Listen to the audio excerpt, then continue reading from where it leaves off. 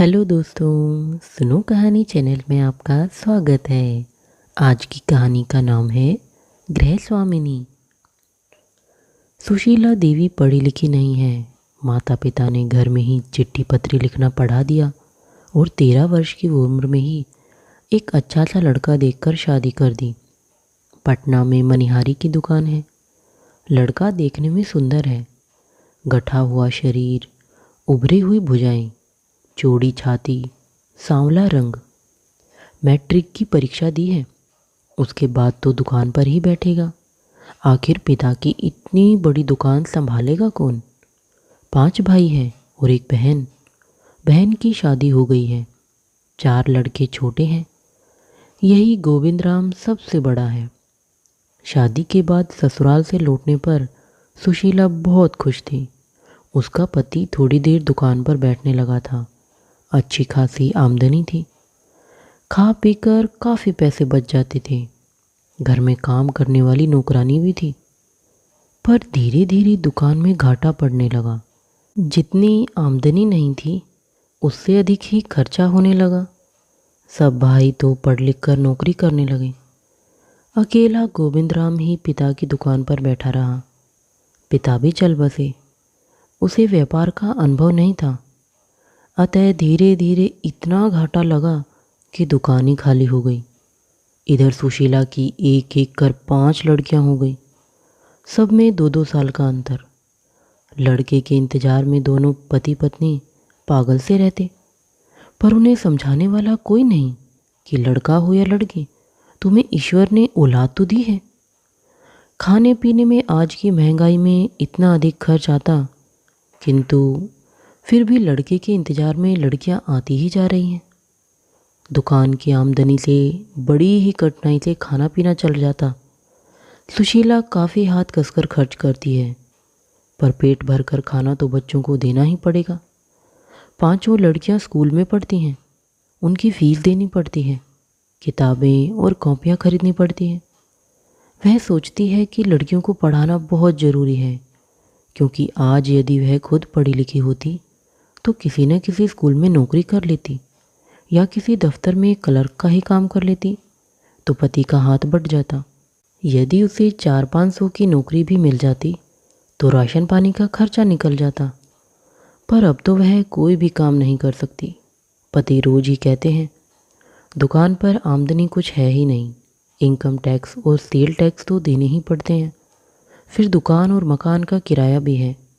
सिर पर कर्ज बढ़ता ही जाता है। वह अपने पड़ोस में मिसेस वर्मा को देखती है, जो स्कूल में पढ़ाती है। 10 बजे खाना आदि बनाकर बच्चों को स्कूल भेजकर वे खुद भी चली जाती हैं। उनके 2 ही बच्चे हैं। कितनी साफ सुथरी औलाद है। बड़ा 10 साल का है और छोटा 6 का। बच्चों को रास्ते में स्कूल में छोड़ जाती है या बड़ा लड़का छोटे को साथ ले जाता है। पति के आने तक लौट भी आती है। उनके पति एक दफ्तर में किरानी हैं। वे भी 9 बजे जाकर शाम को 5 बजे वापस आते हैं। दोनों को 1-1 हज़ार रुपये मिलते हैं। 2,000 में वे आराम से गुजारा कर लेते हैं। शाम को घर आकर कुछ देर आराम करती हैं। उसके बाद खाना बनाती हैं। नाश्ते के लिए स्कूल से आते समय ही कुछ न कुछ खरीद कर ले आती हैं। वे रोज़ 2 सेर दूध भी लेती हैं। उनके बच्चे ब्रेड और दूध भी खुशी से ले लेते हैं। फिर फल भी तो खरीदती है। काम करने के लिए उन्होंने नौकरानी रखी हुई है, जो सुबह आती है। उनके जाने से पहले ही बर्तन आदि साफ कर झाड़ू पोंछा भी कर जाती है। कपड़े भी खुद ही छुट्टी के दिन धो लेती हैं या रोज़ के रोज़ ही धो डालती हैं। 2 बच्चों के कपड़े होंगे भी कितने। सुशीला देवी मन ही मन अपनी पड़ोसन की ज़िंदगी जीने के लिए ललच उठी। उन्हें तो मजबूर होकर पैसों की कमी के कारण नौकरानी भी हटानी पड़ी। अब तो उन्हें खुद ही बहुत काम करना पड़ता है। घर की सफाई, बर्तनों की सफाई, कपड़ों की सफाई आदि से लेकर खाना और नाश्ता बनाने में ही तो उन्हें दोपहर हो जाती है। कितनी कठिनाई से बच्चों के स्कूल जाने के बाद नहा धोकर आधा घंटा पूजा के लिए निकाल पाती है। पति दोपहर को खाना खाने आते हैं। उनके जाने के बाद 1 घंटा भी आराम नहीं कर पाती कि बच्चों के स्कूल से आने का समय हो जाता है। सब की सब अभी हैं भी तो छोटी। उन्हें काम में नहीं लगाया जा सकता। फिर वे खुद भी उनसे काम करवाना नहीं चाहते, क्योंकि यदि वे झाड़ू पोंछे ही करती रहेंगी तो उन्हीं की तरह मूर्ख रह जाएगी। एक तो पैसों की कमी, दूसरे अनपढ़ औरतों की इज्जत ही क्या है समाज में। मिसेस वर्मा को तो स्कूल के सब बच्चे आदर सत्कार देते हैं। इतनी महंगाई में दाल रोटी का खर्चा ही चलाना कठिन है। उनकी लड़कियां तो दूध और फलों के लिए तरसती रहती हैं, दूसरों के बच्चों को खाते देख ललच जाती हैं। बेचारी सुशीला चाहकर भी उनकी इच्छा पूरी नहीं कर पाती। फिर यदि पहले ही लड़का हो जाता तो ये लाइन से 5 होती ही नहीं।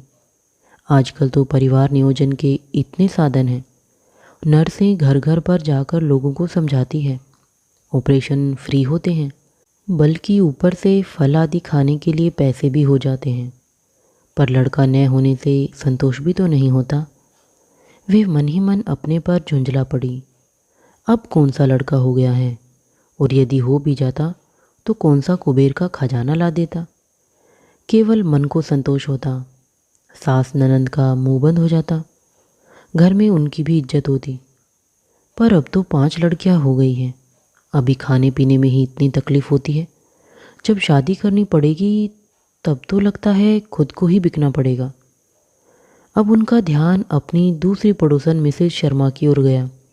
वे तो नौकरी भी नहीं करती, पर बच्चे 2 ही हैं। पति दफ्तर में काम करते हैं, पैसे भी अधिक नहीं मिलते, 700 रुपये महीना लाते हैं। पत्नी उसी में कितने आराम से गुजारा कर लेती है। बच्चों को दूध फल आदि भी रोज़ देती है। खाना पीना भी उनका अच्छा है, महिला क्लब भी जाती है। अधिक पढ़ी लिखी नहीं है, पर फिर भी उनका व्यवहारिक ज्ञान मुझसे अधिक है। कभी कभी आनंद मेले में दुकान लगाकर 100-200 की आमदनी कर लेती है, जिससे साड़ियाँ आदि खरीद लेती है, और कभी समाज सेवा के कार्यों में लग जाती है। कितनी खुशनसीब है। इतने कम पैसों में गुजारा करते हुए भी मैंने कभी उन्हें पैसों के लिए रोते हुए नहीं देखा, और न ही पति के साथ दिन रात झगड़ते ही देखा है। एक मैं हूँ कि खाना पीना भी अच्छा नहीं हो पाता। काम दिन रात करती हूँ, फिर भी घर आते ही बरस पड़ते हैं। अभी कल ही कितना झगड़ा किया। लगता है अधिक बच्चे होने की जिम्मेदार केवल मैं ही हूँ। खुद भी तो दिन रात लड़के की रट लगाए रखते थे। मेरे कुल में अंधेरा हो जाएगा, लड़कियां तो अपने अपने घर चली जाएंगी, मरते वक्त कोई पानी देने वाला भी नहीं होगा। वे मन ही मन पति पर झुंझला उठी। मिसेस शर्मा का कौन सा लड़का है, 2 लड़कियां ही तो है, ऑपरेशन भी करवा चुके हैं। खाना भी कम बनाना पड़ता है। अधिक बच्चों की माँ को तो रसोई से ही फुर्सत नहीं, फिर वह समाज सेवा क्या करेगी और क्लबों में क्या जाएगी। वे ये सब बातें सोच ही रही थी कि उनके पति खाना खाने आ गए। दोपहर के 2 बज रहे थे। वे खाना परोस कर लाई और पति के आगे रख दिया। आज क्या यही खाना बनाया है, सब्जी नहीं बनाई?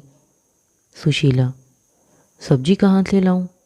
कोई भी तो 2 रुपये किलो से कम नहीं। पति, कम से कम थोड़ा आलू ही बना लेती, दाल के साथ रोटी खाई नहीं जाती। एक तो पहले से ही वे झुंझलाई हुई थी। गुस्से में आकर बोली, तुम कौन से नोट कमा कर ला कर देते हो मुझे कि जिनसे तरह तरह की सब्जियां बना कर रखूं? पति, क्यों? मैंने अभी 8 दिन पहले ही तुम्हें 100 रुपये दिए थे। सुशीला, अजी 100 रुपये से होता ही क्या है, गेहूँ ही 2.5 रुपये किलो है, महीने का 1 मन से अधिक ही लग जाता है। फिर दाल भी तो 8 रुपये किलो से कम नहीं, कैसे बनाऊं सब्जी? पति महोदय को खाना फीका लग रहा था। तिलमिलाकर बोले, क्या घर में अचार भी नहीं रख सकती? अचार के साथ ही तो लड़कियां खाना खाती हैं, कहाँ से लाऊं इतना अचार? सब खत्म हो गया। पति ने 1 रोटी खाकर पानी पी लिया और उठ गए। बेचारी सुशीला देवी क्या करती? वे दुखी हो रोने लगी। मैं कहाँ से पैसे लाऊं, कैसे गुजारा करूं? आज तो यह हाल है, कल को 5 लड़कियों की शादी करनी होगी। तुम्हारी कौन सी ज़मीन जायदाद है जो बेचकर काम चला लोगे? अभी ही खाना खाने में इतने नखरे करते हो। पति एक तो भूख से परेशान थे, खाना अच्छा लगा नहीं, दूसरे पत्नी की बातें उन्हें बहुत कड़वी लगी।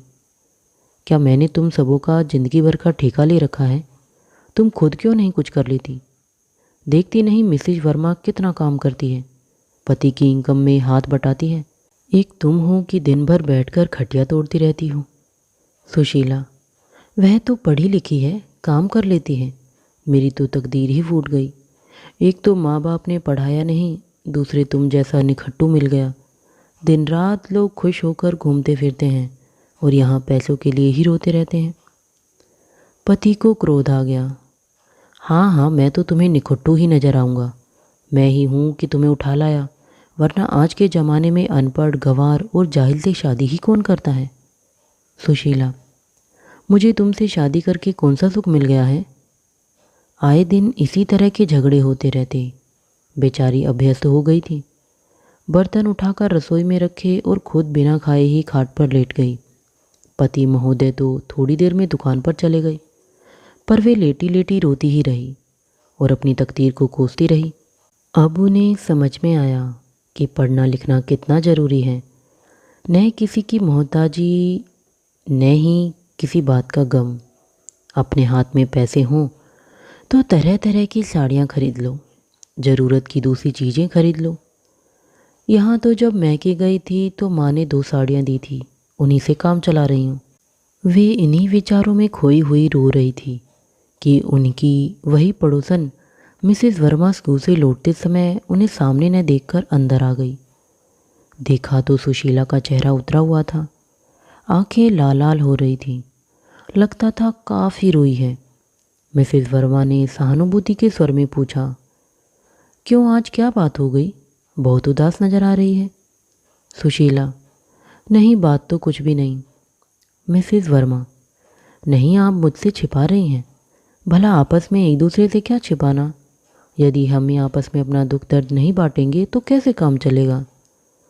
मिसेस वर्मा के काफ़ी अनुरोध करने पर सुशीला देवी सोचने लगी, घर की बात इनसे कहें या न कहें।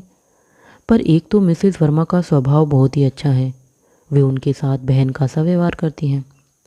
दूसरे न बताने से सोचेंगी कि मुझसे कुछ छिपा रही हैं। अतः उन्होंने अपना दुख उन्हें बताते हुए कहा, आप लोगों की ही ज़िंदगी अच्छी है, दोनों आदमी कमाते हैं तो कम से कम पैसे की चिंता तो नहीं है। एक मैं जाहिल गवार रह गई हूँ। कोई पढ़ी लिखी होती तो कोई न कोई काम कर ही लेती, पर अब तो कुछ करने लायक भी नहीं। हमारा गुजारा बहुत मुश्किल से होता है। सिर पर कर्ज का बोझ दिन पर दिन बढ़ता ही जाता है। इसी चिंता में दिन रात घुलती रहती हूँ। मिसेस वर्मा को उनसे बहुत सहानुभूति हुई। वे बोली, आप अभी भी पढ़ सकती हैं, पढ़ने की कोई खास उम्र नहीं होती। इच्छा होने पर आदमी बुढ़ापे में भी पढ़ सकता है। सुशीला, पर मैंने तो स्कूल का मुंह ही नहीं देखा। हमारे माँ बाप भी तो पढ़ने लिखाने की ज़रूरत नहीं समझते थे।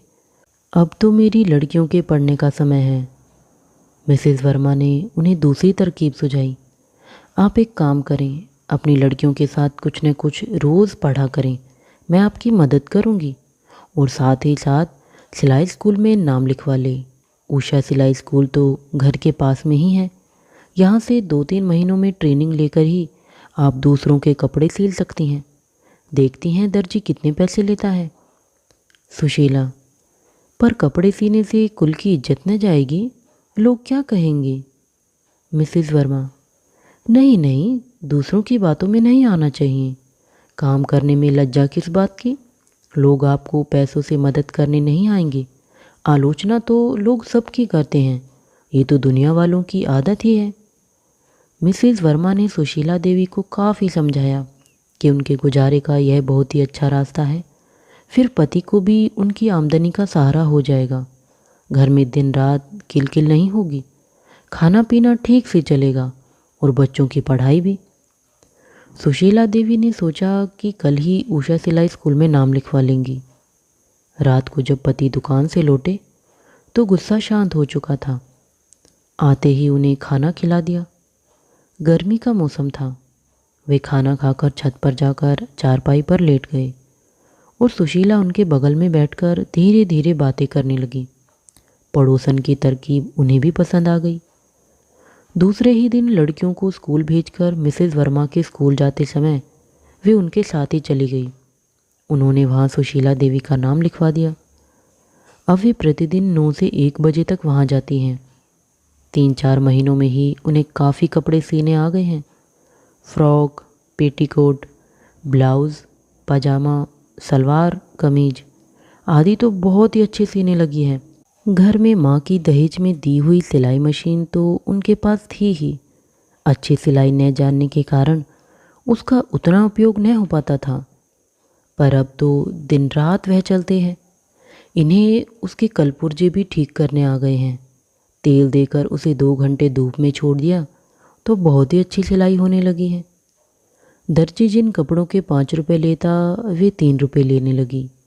फलतः उनके पास दिन रात औरतों की भीड़ ही लगी रहती। शुरू शुरू में तो 10-12 रुपये रोज़ की आमदनी होने लगी। अब वो 25-30 रुपये तक का काम कर लेती है। धीरे धीरे पैसे भी कुछ बढ़ा दिए हैं। होली, दुर्गा पूजा और ईद में तो उन्हें सांस तक लेने की फुर्सत नहीं मिल पाती। इधर पति भी खुश रहने लगे।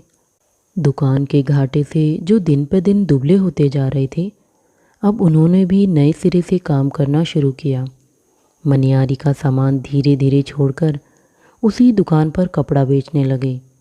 इसमें उन्हें अधिक मुनाफा होने लगा। अब दुकान की आमदनी से भी आराम से 1000 रुपये निकल आते और ये भी घर के कामों को जल्दी जल्दी निपटाकर अधिक समय सिलाई में ही देती। रात को 12-1 बजे तक कपड़े सिलती रहती और सुबह उठकर शीघ्र ही खाना आदि बनाने के बाद उसी काम में लग जाती। थकावट से तो हरदम चूर चूर रहती, पर दिन रात के पैसों का रोना बंद हो गया। अब दोनों पति पत्नी जब बैठते प्यार से बातें करते, दिन रात झगड़े नहीं होते। अब तो सुशीला देवी बहुत खुश रहती है। हमेशा औरतों के पास आते जाते रहने से उनका दिल भी लगता है और घर में बच्चों को दूध, दही, फल, मिठाई आदि भी मिलने लगे हैं। खाने में रोज़ दाल और सब्जी दोनों ही बनती है। पति की नज़रों से छिपाकर वे कुछ पैसे बचा भी लेती हैं, जैसा कि मिसेस वर्मा ने उन्हें सिखाया था। 100-200 हर महीने जमा करने से लड़कियों की शादी के समय पैसों की उतनी तंगी न होगी। अब तो लड़का होने का विचार भी उन्होंने छोड़ दिया और 5 लड़कियों पर ही संतोष कर लिया। उन्हें तो मिसेस वर्मा के रूप में मानो भगवती ने ही मदद की है। परिवार नियोजन के कितने ही उपाय बता दिए उन्होंने। एक दिन सुशीला देवी को खुश देखकर मिसेस वर्मा हंसने लगी। इन्होंने उन्हें बुलाया और उनकी सलाह का एहसान मानते हुए कहने लगी, सचमुच आप कितनी समझदार हैं। आपने तो हमारी दिन रात की चिंता को ही दूर कर दिया। उनकी बातों से विनम्र होकर मिसेस वर्मा बोली, यदि हम लोग दिन रात परिश्रम करें तो बहुत ही काम कर सकते हैं। हमारे यहाँ 100 में से 40 ही आदमी काम करते हैं, बाकी 60 उनकी कमाई पर निर्भर रहते हैं। पर आज की महंगाई में ऐसा करने से काम नहीं चलता। हम दिन रात बेकारी बेकारी की रट तो लगाते हैं, पर हाथ रख कर बैठे रहते हैं। हर आदमी नौकरी ही करना चाहता है, पर क्या इतनी नौकरियां संभव हैं? यदि हम इसी तरह छोटे मोटे काम कर लें तो घर बैठे ही हमारा गुजारा बड़ी आसानी से हो सकता है। अब आप ही बताइए, मैं सुबह से शाम तक घर और बच्चों को छोड़कर बाहर जाती हूँ और आप घर के अंदर ही बैठकर मुझसे अधिक पैसे कमा लेती हैं।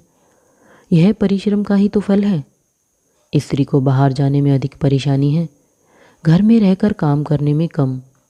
आज वह ज़माना नहीं कि पुरुष पैसे कमा कर लाएगा और स्त्री घर में बैठी रहेगी। युग बहुत आगे निकल गया है। अब तो घर के हर आदमी को ही काम करना होगा, तभी आराम से रहा जा सकता है।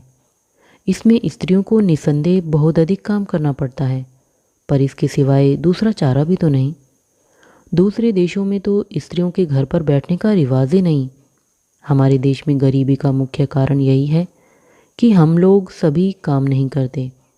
आप ही बताइए, जितना काम एक आदमी करता है उतना ही यदि दूसरा भी कर ले तो दुगना काम उतने ही समय में हो सकता है। फिर यदि हमारे देश का हर आदमी कुछ न कुछ काम करे तो दूसरे देशों की तरह हम भी धनी हो जाएं। इसलिए सबको चाहिए कि यदि घर पर भी बैठे तो कुछ न कुछ करते ही रहें। सुशीला देवी मिसेस वर्मा से ज्ञान की बातें सुनकर गदगद हो गई। यदि मुझ जैसी गंवार औरतों को आप जैसी पढ़ी लिखी औरतें शिक्षा दें तो सचमुच सभी औरतें कुछ न कुछ काम करने लगें।